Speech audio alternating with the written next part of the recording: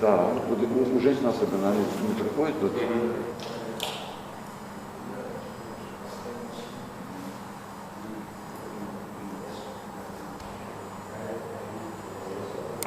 Вы что, у меня место кончилось? Что? Место кончилось.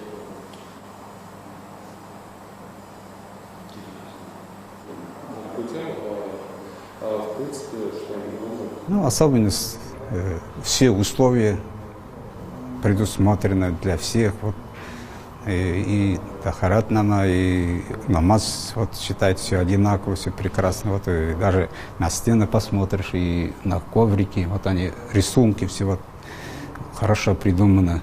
И красиво выглядит, и приятно даже читать намазы, совершать намазы.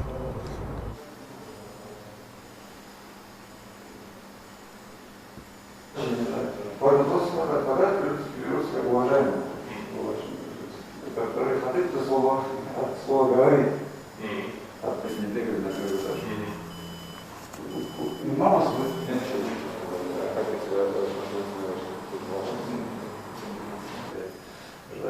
и пропустишь намаз получается.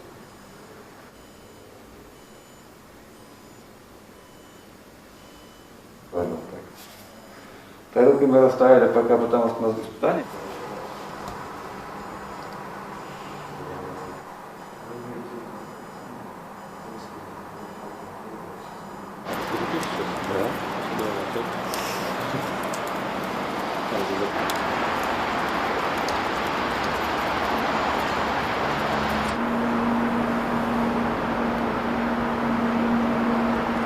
Город Набережная – это город, куда съехались все новаторы со всего Союза в свое время. Дух новаторства всегда присутствует. Это люди, которые бросили свои дома и приехали строить автозавод.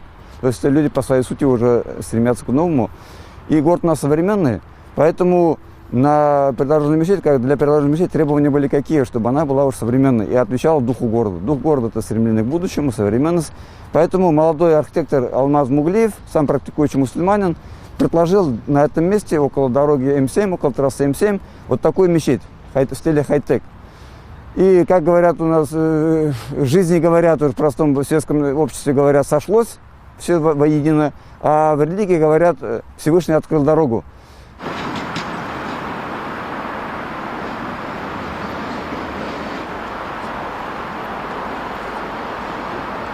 Мы старались, чтобы он был максимально функциональный. Не просто красивый хай-тек, он был и технологичным, соответствовал своему духу. Поэтому, если выйти парковку, мы старались максимально сделать, чтобы сколько могло людей побольше. И если вы потом посмотрите, тут нет ступенек. Это первая округа мечеть для людей с ограниченными возможностями. То есть без единой ступеньки человек может заехать, получить омовение, ну, сходить в туалет, скажем так, получить омовение и попасть на зал молитв. То есть это для них тоже предусмотрено все. Это немаловажно, потому что для них это огромные проблемы, может, каждую ступеньку составляет. И еще раз хочу сказать, что внешний облик соответствует внутреннему убранству, скажем, и внутренняя организация работы. Тут рассчитан на путника. У путников основная проблема получить омовение, ну, это сходить в туалет и совершить омовение. На улице его очень сложно сделать. У нас зима больше, чем полгода.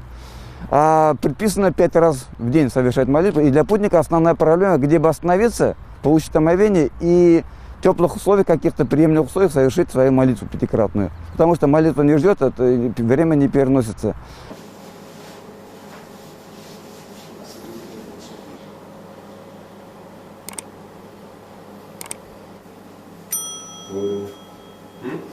Хоть вовремя.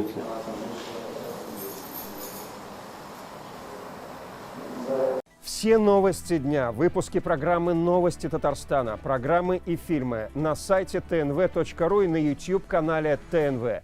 Подписывайтесь.